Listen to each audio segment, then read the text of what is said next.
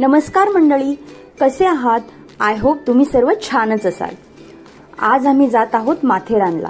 काही दिवसापूर्वी क्रांतीचा आणि माझा बर्थडे होऊन गेला। बर्थडे झाल्यावर आम्ही ठरवलं की कुठेतरी बाहेर पावसाळी मिनी ट्रिप प्लॅन केली पाहिजे, म्हणून आम्ही आमच्या ह्या प्लॅन मध्ये आमची अजून एक फ्रेंड तिलाही ऍड केली आणि असा हा आमचा क्विक प्लॅन एक्झिक्यूट करायला आम्ही निघालो थेट माथेरानला। खरं तर रोजच्या त्याच रुटीन मधून बाहेर येऊन थोडं चेंज मिळावा, निसर्गरम्य वातावरणात जाऊन थोडं फ्रेश होण्यासाठी झालेला हा प्लॅन होता। आम्ही नेरळला उतरलो आणि मग एका प्रायव्हेट टॅक्सीने माथेरानपर्यंत जायचं ठरवलं। पावसामुळे खरं तर वातावरण आल्हाददायी झालं होतं। झाडं, डोंगर आणि पावसामुळे तयार झालेले छोटे छोटे धबधबे, आहा, ग्रेटच। जणू काही निसर्ग आम्हासाठीच नटून बसलाय की काय असं वाटू लागलेलं। हे सर्व नयनसुख अनुभवत असताना कधी माथेरान आलं हे कळालंच नाही।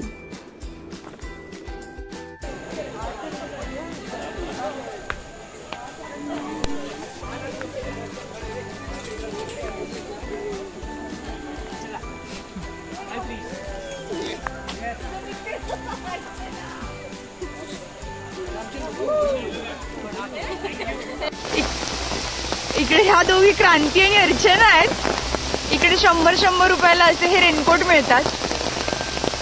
जर तुम्ही रेनकोट आणले नाहीयेत किंवा तुम्ही विसरलाय तर तुम्ही असं खरेदी करून हे घालू शकता। इकडे नेरळपासून माथेरानला जाणारी मिनी ट्रेन बंद होती, पण माथेरानमधून आत मार्केटपर्यंत जाणारी ट्रेन मात्र चालू होती। अतिशय गर्दी आणि खूप वेळ लागेल या अशा कारणांमुळे आम्ही मात्र त्याच ट्रेनच्या पटरीतून चालत जायचं ठरवलं।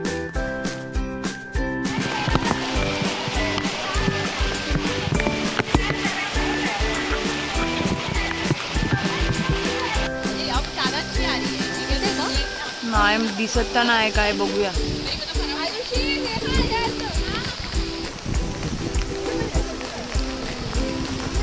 दिसतोय ग माझा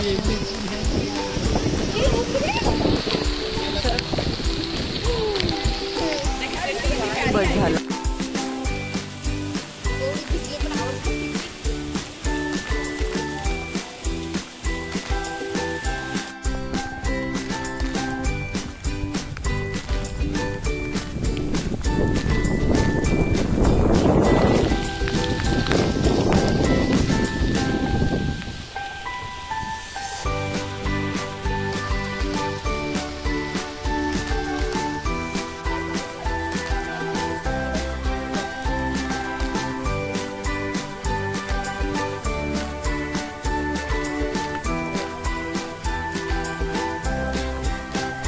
अंधेरी रातों में आन ते मग घोडा घेऊन आले।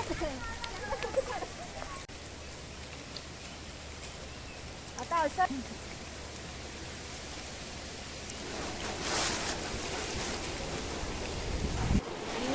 पावसामुळे झाडाच्या बुंधालगतची माती वाहून गेली होती आणि बुंधा मोकळा होऊन झाडं पडली देखील होती, पण घनदाट जंगल असल्या कारणाने झाडं एकमेकांच्या फांद्यांमध्ये गुंतून राहिली होती।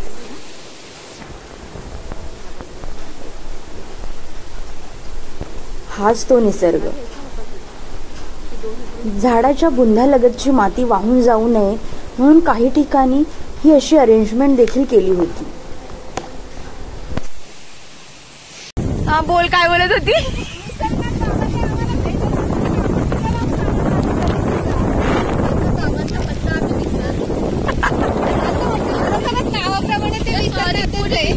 भावाचे भक्त असतील ना, प्लीज आम्हाला ऍड्रेस सांगा।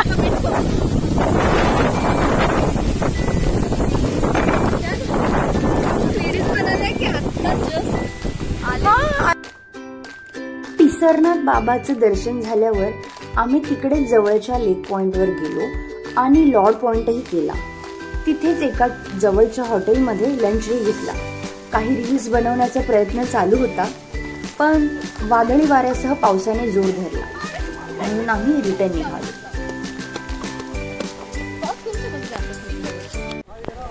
अर्चना काढ आता ते, बस झालं, गेलाय पाऊस.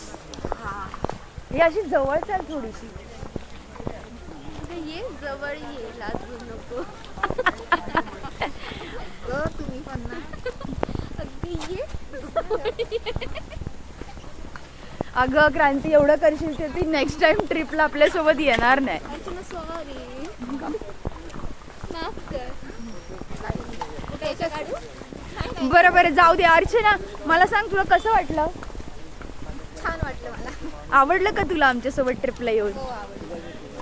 खरं खरं. बरं, मी काय बोलते, फर्स्ट टाइम अर्चना ना आमच्या सोबत म्हणजे ट्रिपला आली आहे. हो म्हणजे बरं, उद्या फ्रेंडशिप डे आहे. मी काय बोलते अर्चना, तर आपण ट्रिपला आलोय तर एखादं गाणं होऊन जाऊ दे की लताच्या. हा, फ्रेंडशिप वर काय, मैत्रीवर. म्हणजे 2008 पासून एकत्र आहोत ना आपण. किती वर्ष झाले? 2008 ते 24 म्हणजे बांगडा गरम बांगडा गरम बांगडा गरम. 18 वर्ष एकत्र आहोत. तर आपल्या फ्रेंडशिपवर काहीतरी गाणं झालं पाहिजे तुझ्याकडनं. 16 वर्ष यार, कॅल्क्युलेशन नाही चुकीचं हिचं. आणि 16 वर्षात अर्चना आमच्यासोबत पहिल्यांदा ट्रिपला येईल. येस. हो, मला आज खूप मजा आली. आमच्या तिघींची जशी एक छोटीशी पिकनिक ट्रिप झाली, पण ती ट्रिप माझ्या आयुष्यातला एक अविस्मरणीय भाग म्हणून माझ्या आठवणीत कायम राहील.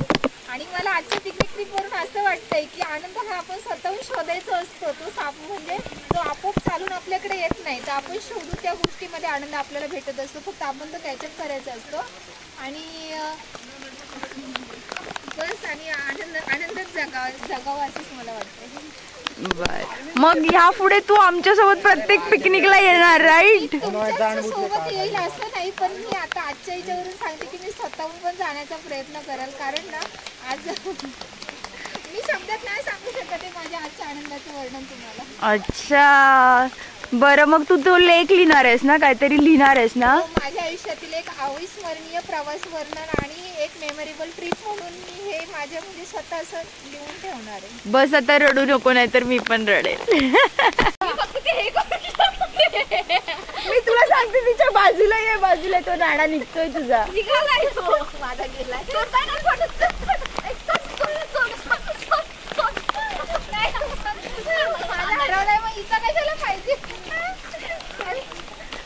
तुला बेल्ट मिळाला